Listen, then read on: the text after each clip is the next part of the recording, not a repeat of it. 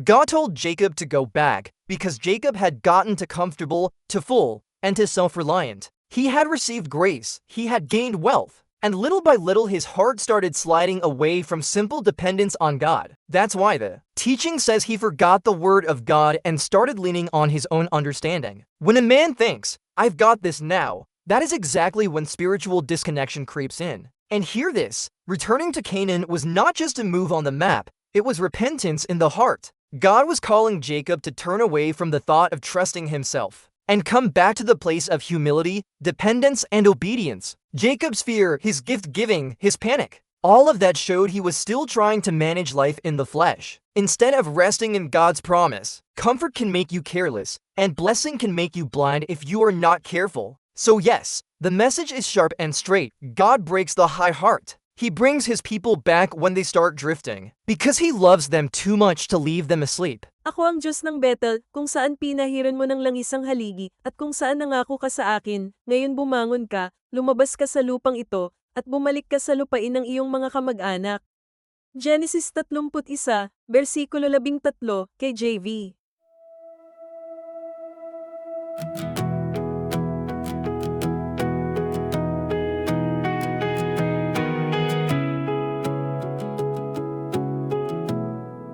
Sinabi ng Diyos kay Jacob na bumalik, dahil si Jacob ay naging masyadong komportable, masyadong puno at masyadong umaasa sa sarili.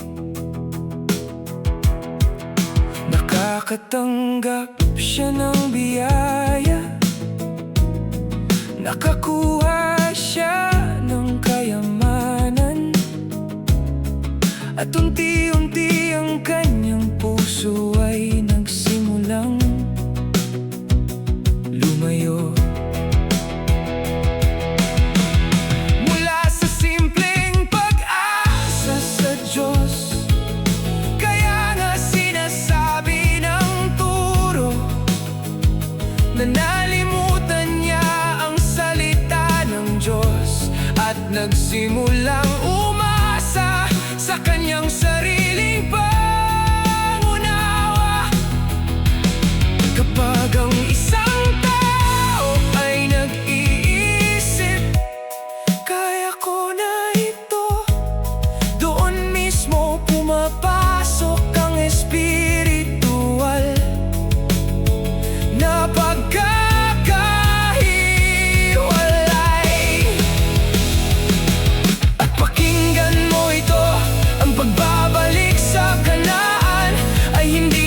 isang paglipat sa mapa.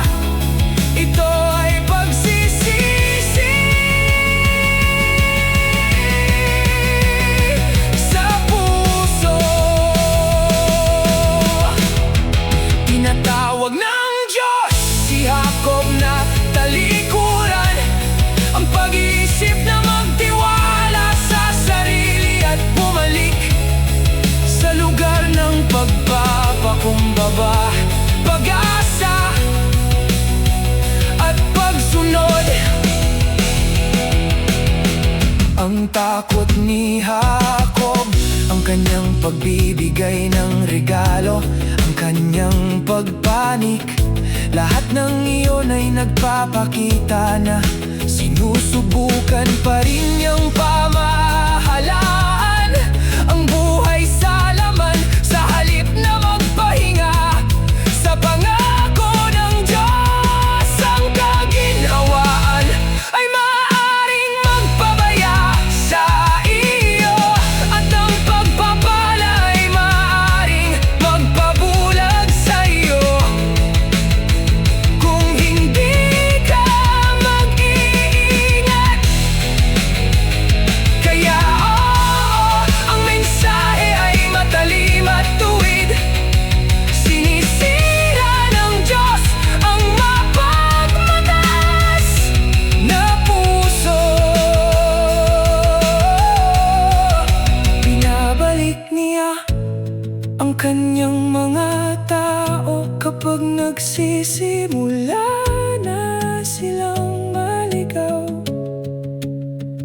Dahil mahal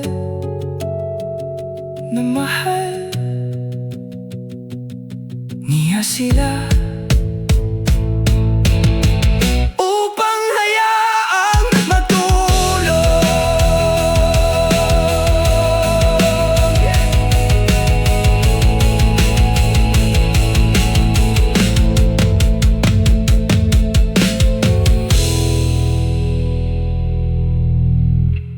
Paki-share po ang channel, si Jesus ay Hari, sa ikaluwalhatian ng Diyos.